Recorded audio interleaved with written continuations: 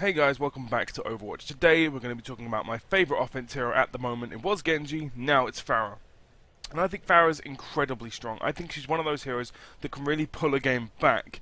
If you find yourself playing someone like McCree, Reaper, Soldier 76, Genji, someone who you're playing and you're just not having a lot of success with, you're finding it really difficult to get kills, you just find yourself getting outmaneuvered, or in my opinion, this is the best way to play Pharah, is if you ever find yourself concerned, or you ever think that there's just way too many of them, they're just outmaneuvering you, you're never getting one-on-one, you're always getting 2 or 3-on-1s, just try and play Pharah. The way she works, she can stand from the back, dealing massive damage to multiple people, and basically, when you're finding yourself outnumbered in most situations, the chances are it's because they're clumped up in one relatively small space, and Pharah punishes teams for clumping up in that small space. This works really well on control maps and any maps where you have to get to an objective.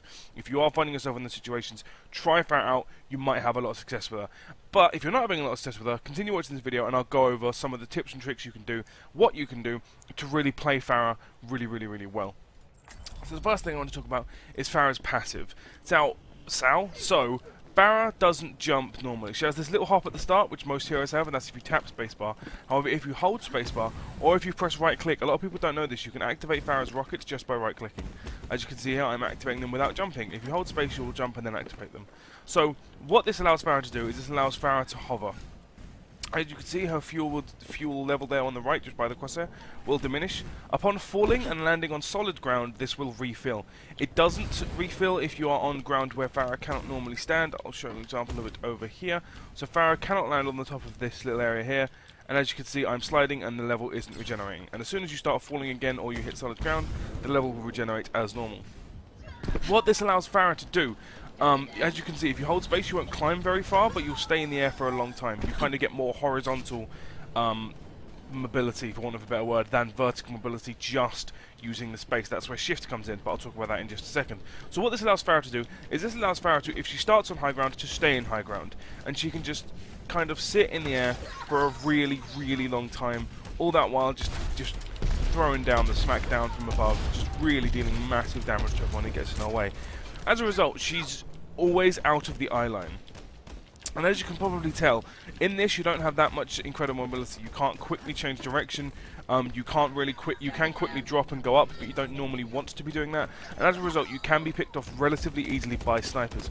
But the biggest strength that Pharah has is she's out of the eye line of your opponent. There is no opponent will be able to see Pharah if she's in the good spot without actively looking up. And this is quite a big deal, particularly if you're up against the likes of Hanzos and Widowmakers who aren't used to dealing with Pharahs. You'll find that you just won't be seen by a lot of them, and this allows you to get one full run off. So the way I like to talk about Pharah is to kind of play a game of the floor is lava. And I'll talk about, and as we're here, I'll talk about shift. So shift is a 10-second cooldown. It allows you to go basically straight up. You do go a little bit forward. I'm going to press no buttons and press shift just to see what it does. And as you can see, I made it from over there to over here somewhere. So you will go forward, but it allows you to go straight up in the air. And you can use this anywhere you want. You can use this while you're falling. You can use it while you're in the air with space. You can use it anywhere you want. And this allows you to just get high in the air. You can use this to take off. You can use this to hide behind things. You can use this to get to places where you otherwise wouldn't. It's a really good ability. As I say, it's on a 10-second cooldown.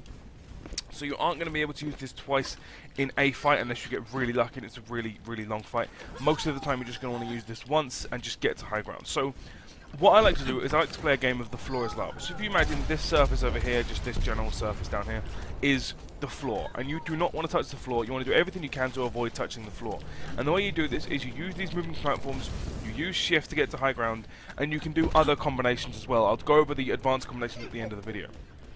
Now, let's talk about damaging opponents. That's her passive done, that's how she flies, that's how she mobilities, that's how you're going to get Pharah's real power through. You're going to get Pharah's power through just outmaneuvering your opponents and making it incredibly difficult for them to actually shoot you. You'll be surprised how much survivability you have just by your opponents not shooting you because they don't know you're there. Anyway, let's talk about her damaging abilities. So first thing you have is your left click. Your left click is a rocket. If you hit people directly, it's going to deal massive damage, but you probably don't want to be aiming directly for them. You want to be aiming for their feet. And the reason for this is, I'll give you a good example of this right here. So you see this training bot. If I shoot the training bot and miss, it's doing nothing. If I go directly for the training bot and I miss, it's not going to hit him. As you can see, if it does hit him, it's a really big hit. But if I miss him, it does nothing. If I aim at his feet, or in this case at the ground just beneath where his feet would be, and you miss, you're still going to deal massive damage to him. Not as much as if you hit him directly, but you're still going to hit him really hard. And this is where getting above people really helps. Because you can get above them, and you can go for the direct hit, and if you miss the direct hit, you're still going to hit them right below their feet anyway. So that's where you really get the power of Pharah, and you really can do crazy things. You can just get above people, you can shoot at them, and if it misses them, it's still going to hit them on the feet, and then you can just do crazy stuff. And if you do know you can get the direct shot off, for instance, if there's a Reinhardt with a massive shield and you know you're going to be able to hit him directly, just go for the direct hit. Don't be afraid to use your clip on someone like Reinhardt. You deal so much damage and you have 6 bullets in the clip that can be fired off in surprisingly fast succession that you can just hold down the left click and just pepper someone like Reinhardt. And that shield is going to take some massive, massive damage. They're not going to want to stay there and do it. So aim for the feet, never aim for the body unless you know you can get that shot, or if you're directly above them, in which case you can kind of do what you want. So you want to just try and line up those foot, aim for the feet, and aim for the person. And the way you do that is getting above them. So that's why you should always be above the person you want to hit. The more directly above them, the more success you're going to have, because it's like if I'm here and that person's like say there, like their training players, no one is going to look like that. That's just not going to happen. When you're fighting someone, or when you're running to, you're going to be doing that. No one's going to be looking up there. So if you get directly above them, they're just not going to know you're there. And then you can do a couple of good shots. And if you can hit them with 2 of those good shots, and again, if you miss them and hit them at the feet, you're still going to be dealing big damage.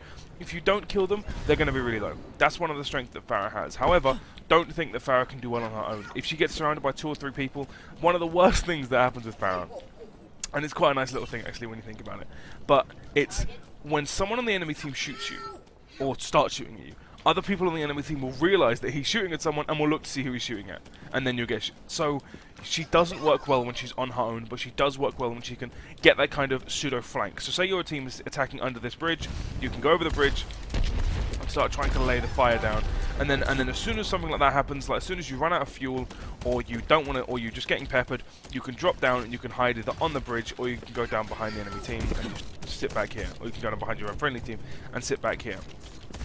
Really, really useful stuff. Last thing I want to talk about is her E before we go on to her Q. And her E is a knockback. This deals no damage and knocks back you and any enemies in the vicinity. Fair distance. You can use this as a speed boost for yourself. So Pharah doesn't have any real ability to get from here to there quicker than, say, McCree. The flying thing, while it does help a little bit, you're not going to be going much quicker than normal. And you just don't really have that much. So the best thing you can do, or one of the things you can do, is you can cast your E, because it deals no damage, at your feet in the direction that you're running. So you're running backwards, you can get to around about here, launch your E, and it launches you surprisingly far. And then you can keep the space going, which I didn't because I'm not very good at this character. You can keep that in the air, and the momentum you keep will allow you to carry over and then smack this person in the face. Really, really good stuff. Don't be afraid to use this to disposition someone. This is where I say Pharah really punishes people for being clumped up. So if you're on the edge of a map, say you're on Lijiang Tower with the big control point in the middle in that little building, and there's those 2 bridges to the spawns, you've probably seen a few play of the games where Pharah's gone up instantly from spawn and has launched the spacer there and has knocked everyone over the edge, and she's got like pentakills straight away. It's rare, but it does happen. One of the best things I think to do it is or the best ways to use it if you're not confident in using it, is say you're here. There's a Reinhardt here with his shield facing this way. You've managed to get above the enemy team without anyone noticing. Just launch an E there. It scatters the whole team. Like, you might get a lucky kill like that, but it scatters the whole team, and the whole team's going to have a really, really difficult time just doing anything because they're all scattered all over the place. So that's probably going to be the best way of using it. I think it's just great against Reinhardts. It does detonate on shields, that ability, so if you hit Reinhardt with it, it's going to do nothing. If you hit Reinhardt's shield with it, it's going to do nothing. But because you're Pharah, you should be able to get above and over him and then just launch it down behind him. Deal a big hit. You'll be surprised how successful it is. I think using your E is really the difference between really good Pharahs and Pharahs who don't know who are just like, who are still kind of just learning, shall we say. And I don't use me that often. I've started using it a little bit more, but not that often. So, now we're going to talk about her Q. You've probably seen you die from her Q and think it's the most overpowered ability in the game. Well, it's not. It's a good ulti, but it's not the best in the game.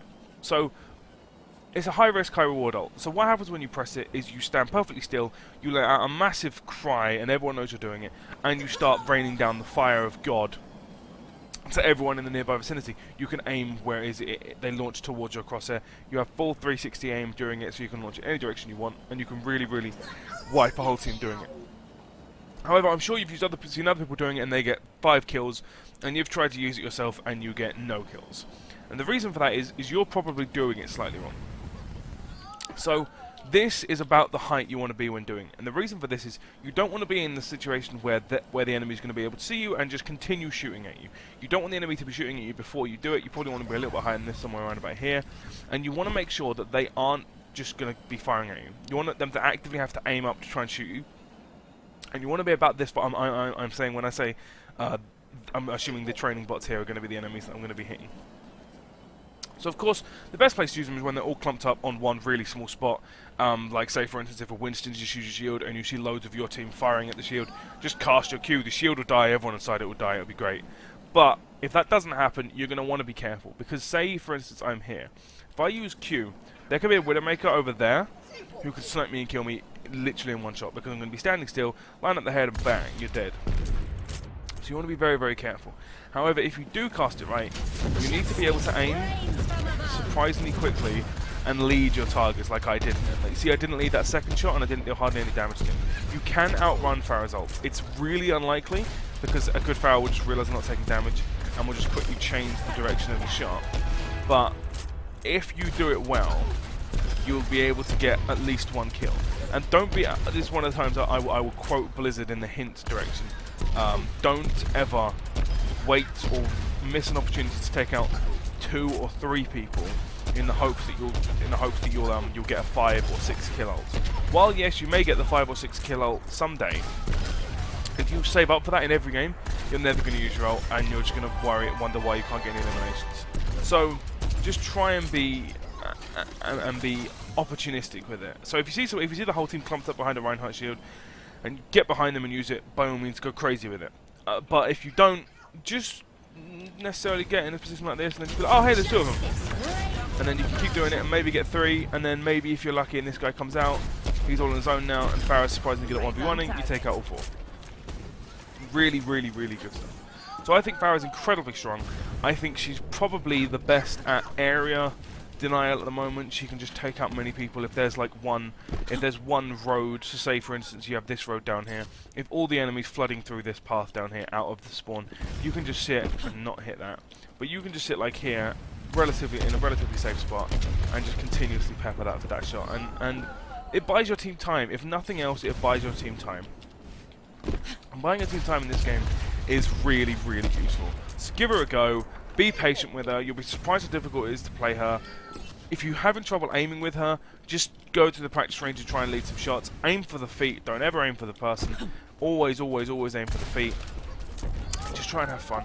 She's really, really strong. If you've played Quake, you'll understand the idea of aiming at the feet and Quake rockets and stuff like that. But other than that, give her a go. I think she's great. I think the lore behind her is fantastic. I think she plays like a dream.